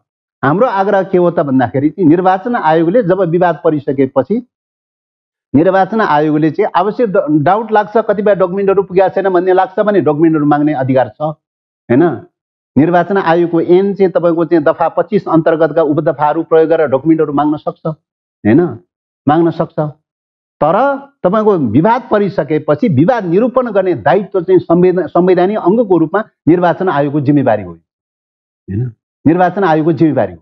त्यसकारण निर्वाचन आयोगले डाउट लाग्छ भने कि त उसले चाहिँ तपाईँको चाहिँ अब्सोल्युट मेजोरिटी छ एकातर्फ छ भनेर निर्णय गर्नुपर्छ, उसलाई त्यो मेजोरिटीमाथि डाउट लाग्छ भने बोलाएर शनाखत गर्ने हो। प्रक्रिया त त्यो हो नि, शनाखत गर्न तयारी नहुने चाहिँ अनि अरू कुरा गर्दै हिँड्ने, त्यो मिल्छ? त्यो दायित्वभित्र पर्छ, त्यो जिम्मेवारीभित्र पर्छ। वेल अन्त्यतिर आइपुगेको छु कमरेड। मुलुक एक किसिमले राजनीतिक र संवैधानिक सङ्कटमा परिसकेको छ। जुन प्रकारले राजनीतिक गतिविधिहरू अगाडि बढेको देखिन्छ, नेताहरूले एकले अर्कालाई नङ्ग्याउने किसिमका वक्तव्यबाजी, भाषणबाजी, आक्षेप आरोपहरू सडकबाट लगाइरहेका छन्। यो सङ्कटको निवारण त्यति सहज देख्नुहुन्छ? अब अहिलेको चाहिँ तपाईँको व्यक्ति रूपले नङ्ग्याउने र खुल्याउने भन्ने कुराको प्रश्नको विषय होइन, विचारधाराको प्रश्न हो, लाइनको प्रश्न हो। लाइनको प्रश्नको बारेमा मैले अघि भने यो सार्वजनिक प्रश्न हो, राष्ट्रको प्रश्न हो, जनताको प्रश्न हो। र यो स्थितिमा चाहिँ तपाईँको यो संविधानको रक्षा गर्ने कि यसलाई सिद्ध्यार्थ लैजाने भन्ने कुराको चाहिँ दुई विपरीत खालको दिशाको प्रश्न। त्यस कारणले यदि तपाईँले चाहिँ यो चाहिँ प्रधानमन्त्रीले चालेको कदमलाई कन्टिन्यूमा गयो भने कहाँ जान्छ त मुलुकको दिशा भन्दाखेरि चाहिँ तपाईँको निर्वाचन हुने दिशातर्फ होइन, सङ्कटकाल लागू हुने दिशातर्फ जान्छ। लेखिराख्नु होला, सङ्कटकाल लागू हुने दिशामा जान्छ। र तपाईँको दलहरूमाथि एक प्रकारले चाहिँ अघोषित रूपमा प्रतिबन्ध लगाउँछ, दल नेताहरूलाई गिरफ्तार गर्ने प्रक्रियामा जान्छ र सडकमा चाहिँ पुरै चाहिँ तपाईँको जङ्गी शासन लागू गर्ने प्रक्रियामा जान्छ। त्यो अवस्थामा अदालत पनि संविधानको धारा दफाहरू चाहिँ बन्दी प्रत्यक्षीकरण लगायतका केही मौलिक हक र दफाहरू मात्रै चाहिँ बाँकी रहन्छ, अरू सबै दफा निष्क्रिय हुन्छ। सबै धाराहरू निष्क्रिय हुने बित्तिकै सर्वोच्च अदालतले संविधानको बारेमा अथवा राष्ट्रियताको बारेमा अथवा जनसरोकारको बारेमा सार्वजनिक सरोकारको बारेमा कुनै आदेश दिने अथोरिटी रहँदैन। सर्वोच्च अदालत प्यासिभ हुन्छ। अब त्यो स्थिति भइसकेपछि के हुन्छ त, मुलुक जङ्गी शासनमा गइसकेपछि अनि त्यहाँबाट बिस्तारै बिस्तारै बिस्तारै कहिले जन्मसङ्ग्रह कहिले के भन्दै भन्दै भन्दै भन्दै लगेर चाहिँ पुरै डिसास्टर पैदा गराउने, राज्यका अङ्गहरूलाई चाहिँ तपाईँको जनताको सपोर्ट नहुने, दलहरूको सपोर्ट नहुने बित्तिकै चाहिँ राज्य के हुन्छ त, सङ्कटग्रस्त अवस्थामा पुग्छ, राज्य विफल हुन्छ। जब राज्य विफल हुन्छ त्यो बेलामा विदेशी सेना आकर्षित हुन्छ, संयुक्त राष्ट्रसङ्घीय चाहिँ अन्मिनको चाहिँ आकर्षण हुन्छ, विदेशी सेना आकर्षित हुन्छ, त्यही बिन्दुमा पुर्याउन खोज्दैछ अहिले नेपाललाई। त्यस कारणले यदि चाहिँ तपाईँको संसद के अरे विघटनको प्रधानमन्त्रीको कदमलाई कन्टिन्यूमा गयो भने तपाईँ लेखिरहनु होला, विदेशी सेनाको परेड खेल्ने थलो नेपाल बन्नेवाला छ। दिशा त्यो हो चाहिँ नेपालको चाहिँ डेमोक्रेसी सिद्धिने मात्रै होइन, तपाईँ राष्ट्रियता सिद्धिने दिशामा जाँदैछ। 17 सालमा पनि डेमोक्रेसी सिद्धाएको थियो तर राष्ट्रियता सिद्धिएको थिएन। त्यो बेलामा 59 सालमा पनि डेमोक्रेसी सिद्ध्याएको थियो तर राष्ट्रियता सिद्धिएको थिएन। तर अहिलेको परिवेशमा चाहिँ तपाईँको 17 सालको घटना र 59 सालको घटनाभन्दा बेसी चाहिँ के छ भन्दा डेमोक्रेसी नै के अरे राष्ट्रियता नै सिद्ध्याउने दिशातर्फ जाँदैछ। त्यस कारणले यो दिशा भनेको लेन्डुक दर्जेको दिशा हो, सिक्किमीकरणको दिशा हो, अफगानिस्तानकरणको दिशा हो। यो त्यसो भएको हुनाले पहिलो कुरा यो दिशातर्फ जान्छ। त्यस कारण यो सङ्कटबाट मुक्त गर्नलाई अब उपाय के हो त भन्दाखेरि संसद पुनर्स्थापना हो। संसद पुनर्स्थापना गर्ने र संसदलाई रन गर्ने, नियमित रूपले रन गर्ने, संविधानलाई नियमित रूपले रन गर्ने, निर्वाचन उसले तोकिएको बेला मात्रै, संविधानले तोकिएको बेला मात्रै निर्वाचन गर्न पाउँछ, अरू टाइममा मनोमानी ढङ्गले निर्वाचन गर्न पाउँदैन होइन। संविधानले तोकिएको बेलामा जनादेश लिन्छ, जनताको आदेश लिन्छ, चुनाव हुन्छ, निर्वाचन हुन्छ। त्यस कारणले गर्दाखेरि चाहिँ यो रेगुलर कोर्समा जान्छ। तपाईँको संसद पनि रेगुलर कोर्समा लैजानुपर्छ, निर्वाचन पनि रेगुलर कोर्समा लैजानुपर्छ, संविधान पनि रेगुलर कोर्समा गयो भने के हुन्छ त, स्टेट फेल हुने र अराजकता र अस्थिरता पैदा हुने भन्ने ठाउँ चाहिँ न्यूनीकरण भएर जान्छ। जब अस्थिरता र अराजकता न्यूनीकरण भएर जान्छ, राज्य सापेक्षिक रूपले स्ट्रङ भएर जान्छ। जब राज्य सापेक्षिक रूपले स्ट्रङ भएर जान्छ तब विदेशी शक्ति केन्द्रहरूले खेल्ने ठाउँ पाउँदैन। विदेशी सेना रोक्ने बाटो त्यही हो, राज्यलाई स्थिरता बनाउने, स्थायित्व बनाउने, सिस्टमलाई रन गर्ने, स्थिरता बनाउने, स्थायित्व बनाउने चाहिँ हो। सिस्टममा त्रुटि नभएको होइन, सिस्टममा त्रुटिहरू प्रशस्त छ, तर अहिले त्रुटि कोटाएर चाहिँ तपाईँको सिस्टमलाई अस्थिरता पैदा गर्ने समय होइन। अहिले जे सिस्टम स्थापित भएको छ त्यसलाई रन गर्न दिनुपर्छ, कन्टिन्यू लैजानुपर्छ। संसदलाई पनि कन्टिन्यू गर्नुपर्छ, तपाईँको चाहिँ निर्वाचन पनि 2 वर्ष पछाडिको निर्वाचन पनि कन्टिन्यू गर्नुपर्छ। सबै कुरा सहज ढङ्गले गयो भने राज्य सहज ढङ्गले रन हुन्छ। राज्य सहज ढङ्गले रन हुने बित्तिकै विदेशी सेनाले खेल्ने ठाउँ पाउँदैन, विदेशी हस्तक्षेपले खेल्ने ठाउँ पाउँदैन। त्यसकारणले राष्ट्रियताको स्वाधीनताको रक्षा गर्ने प्रक्रिया भनेको संसद पुनर्स्थापनाको प्रक्रिया हो। त्यसकारणले संसद विघटनको पछाडि राष्ट्रियताको मुद्दा जोडिएको छ। तपाईँले ख्याल गरिरहनु भएको छ, एमसिसीको प्रश्न, एमसिसी मार्फत चाहिँ विदेशी सेना लिएर आउन कोसिस गरेकै हो चाहिँ, त्यो कुरा तत्काल चाहिँ सदनमा अवरुद्ध भयो, चाहिँ अड्कियो चाहिँ। त्यसले गर्दाखेरि सदन चाहिँ विदेशी सेना प्रवेश गर्नलाई त घातक बन्यो, अवरोधक बन्यो नि सदन। त सदन हुँदासम्म त सेना ल्याउन सकिँदैन भन्ने कुरा त देखियो नि। अर्को परिघटना तपाईँको चाहिँ लिम्पियाधुरा, कालापानी र लिपुलेक समेतको नक्सा चाहिँ संसदबाट सर्वसम्मत रूपले पारित गरेको छ। राष्ट्रियताको मुद्दामा त एक ढिका हुँदो रहेछ संसदमा भन्ने कुरा त देखियो त घटनाक्रमले। त्यो देखेपछि अनि विदेशी शक्ति केन्द्रहरूले यो संसदलाई राख्न चाहन्छ। त्यसो भएको हुनाले राष्ट्रिय स्वाधीनताको प्रश्नको मामलाको टकराव हो। अहिलेको स्ट्रगल भनेको राष्ट्रिय स्वाधीनताको मामलाको टकराव हो। नेपाली जनताको स्वाधीनताको रक्षा गर्ने वेबाट जाने हो भने सदन कन्टिन्यूमा लैजाने हो, संविधान कन्टिन्यूमा लैजाने हो, नियमित निर्वाचनको प्रक्रियामा लैजानुपर्छ। होइन नेपालको स्वाधीनतालाई समाप्त गर्ने, बताबुङ पार्ने, समाप्त गर्ने हो भने पहिले सिस्टम भत्काउनुपर्छ। सिस्टम भत्काउने प्रक्रियामा चाहिँ तपाईँको चाहिँ संसद भत्काउने प्रक्रिया सुरु भइसक्यो, संविधान भत्काउने, निर्वाचनलाई मनोमानी ढङ्गले जहिले पाए उसले निर्वाचन गर्ने, स्टेट फेल खुवाउने, अनि अराजक र अस्थिरता पैदा हुन्छ, अनि प्रकारान्तरले नेपालको अस्मिता समाप्त हुन्छ। प्रधानमन्त्रीले वा सरकारले जुन निर्वाचन चाहिँ तोकेको छ वैशाख 17 र 27 गते, यो निर्वाचन चाहिँ सम्भव छैन। यो त सम्भव छैन। यो निर्वाचन गर्नलाई गरेकै होइन। पहिलो कुरा यो निर्वाचन गर्नलाई गरेको होइन। दोस्रो कुरा जबरजस्ती रूपले निर्वाचन गर्यो भने यो असंवैधानिक हुन्छ। तेस्रो कुरा के हुन्छ त भन्दाखेरि यो असंवैधानिक निर्वाचनको चाहिँ तपाईँको स्वच्छता र निष्पक्षताको परिकल्पना गर्न सकिँदैन। त्यसबाट निर्वाचन भएको संरचना, संसदको चाहिँ संरचना चाहिँ संसदको क्षेत्र अधिकार कति हुन्छ त भन्दाखेरि प्रधानमन्त्रीले जहिले चाहे उहिले विघटन गर्न पाउने नजिर खडा गरेर चाहिँ संसद गठन गरिएको छ भने त्यो संसदको अधिकार चाहिँ राष्ट्रिय पञ्चायतको जतिको पनि रहँदैन। राष्ट्रिय पञ्चायत विघटन गर्नलाई पनि राजालाई संविधान चाहिन्थ्यो, कानुन चाहिन्थ्यो, नियम चाहिन्थ्यो, दुनियाँभर सबै मिलाएर मात्रै विघटन गर्थे थिए। जहिले पाए उहिले त विघटन गर्न पाउँदैन थियो। राष्ट्रिय पञ्चायत त त्यस्तो थियो भने हैन। अहिलेको चाहिँ संसद चाहिँ तपाईँको प्रधानमन्त्रीले जहिले पाउँछ उहिले चाहिँ विघटन गर्न पाउने चाहिँ सिस्टममा जाने बित्तिकै संविधान संशोधन भयो। संविधान संशोधन भएर सर्वसत्तावादी एकाधिकारवादी चाहिँ तपाईँको प्रधानमन्त्रीमा एकाधिकारवाद अन्तिममा एकाधिकार प्रधानमन्त्रीमा केन्द्रित गरेर जाने सिस्टम बनेको एकदमै यो अहिलेको संघीय व्यवस्था सिद्धिने हो। एकदमै छोटोमा उत्तर खोजे, संविधान जारी गर्दा फास्ट ट्र्याकको जुन बाटो अवलम्बन गरियो, जनताको मतहरू जुन आएको थियो नि ठेलीको ठेली, ती मतहरूलाई चाहिँ खासै महत्त्व नदिँदा पनि अहिले संविधानभित्र केही त्रुटिहरू देखा परेका छन्। जनताको डाइरेक्ट एप्रोच संविधानमा नभएको कारणले गर्दा कमी कमजोरीहरू देखिएको हो संविधानमा। अब यो संविधानमा कमी कमजोरीहरू, सीमाहरू छैन भन्ने कुरा होइन। सीमाहरू छन्, प्रशस्त मात्रामा छन्। संघीयताको मामलाको बारेमा पनि सीमाहरू छ।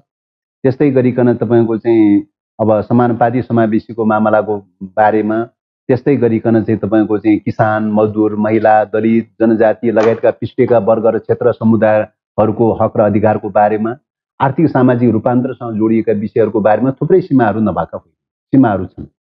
तर जतिसुकै सीमाहरू रहे पनि अहिले त्यो सीमाको बारेमा चर्चा गर्ने बेला होइन। अहिलेको समय के हो त भन्दाखेरि शक्ति राष्ट्रहरूको बीचको टकराव बढ्दै गइरहेको अवस्थामा, अन्तर्राष्ट्रिय रूपमा द्वन्द्वको परिस्थिति क्रिएट हुँदै गइरहेको अवस्थामा साना मुलुकहरू, नेपाल जस्तो भूपरिवेशी मुलुकहरू, नेपाल जस्तो चाहिँ के अरे तपाईँको भूराजनीतिक स्थिति भएका मुलुकहरूको सन्दर्भमा राष्ट्रिय अस्मिताको सङ्कटको प्रश्न मेजर बनेको अवस्था छ। त्यसकारणले राष्ट्रिय अस्मिताको सङ्कटको प्रश्न मेजर बनिरहेको अवस्था भएको हुनाले यो बेलामा के गर्न जरुरी छ त भन्दाखेरि जस्तोसुकै सिस्टम किन लागू नहोस्, त्यो सिस्टमलाई सहज ढङ्गले रन गर्न दिनुपर्छ।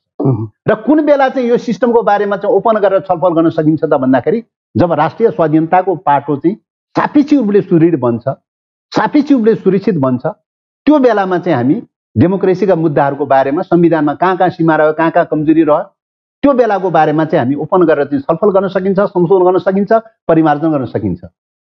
संविधान हाम्रै हातमा चाहिँ छ। नेपालीले, नेपालका जनप्रतिनिधिहरूले परिमार्जन गर्ने हो, संशोधन गर्ने, त्यो हाम्रै हातमा छ।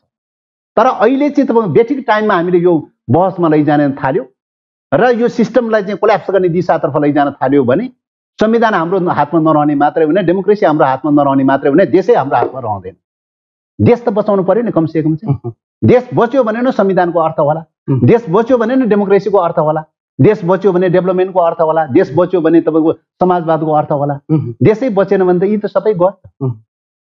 त्यसो भएको हुनाले चाहिँ मेजर प्रश्न देश बचाउने प्रश्न छ। अहिले चाहिँ देशको सुरक्षाको प्रश्न मेजर प्रश्न छ। त्यसकारणले अहिलेको मूल मुद्दा भनेको राष्ट्रिय स्वाधीनताको रक्षाको मुद्दा प्रमुख कुरा हो। ओली जस्तो महत्त्वाकांक्षी, पद प्रतिष्ठावादी, तपाईँको निरङ्कुशतावादी, एकाधिकारवादी टेन्डेन्सी भएका शक्तिलाई चाहिँ तपाईँको क्यास गरेर चाहिँ प्रयोग गरेर चाहिँ डेमोक्रेसीलाई बताबुङ पारिदिने, संविधानलाई बताबुङ पारिदिने, त्यसो अस्थिरता अराजकता क्रिएट गरिदिने र नेपाललाई सिध्याउने, यो गेम प्लान अन्तर्निहित छ। त्यसकारणले यो गेम प्लानबाट सबै सजग रहन जरुरी छ, सतर्क रहन जरुरी छ र सिस्टमलाई रन गर्नलाई संसद पुनर्स्थापना गरेर अगाडि बढ्न जरुरी छ। आशा गरौँ तपाईँले जे जति कुराहरू हामीसँग सेयर गर्दै हुनुहुन्छ गर्नुभयो। राजनैतिक दलहरूको सुझबुझ बिना कुनै पनि विषयवस्तुहरू त्यति सजिलो देखिरहेको अवस्था छैन। अझै पनि राजनीतिक दलहरू बीचको जुन अहिले दूरी बढेको छ यो दूरीलाई चाहिँ घटाएर सबैको सुझबुझ समयमै आओस् भन्ने एउटा चाहिँ परिकल्पना गर्न सकिन्छ।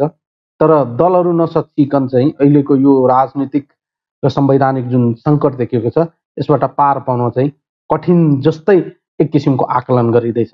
आशा गरौँ दलहरूको सुझबुझले गर्दा देश र जनताले धेरै पीडा भोग्नु नपरोस्, आम जनताले चाहिँ सहज र सरल तरिकाले अहिलेको राजनीतिक यो खिचातानीबाट निकास पाउने अवस्था सिर्जना होस्। समय र संवादको लागि धन्यवाद दिन चाहन्छु। धन्यवाद।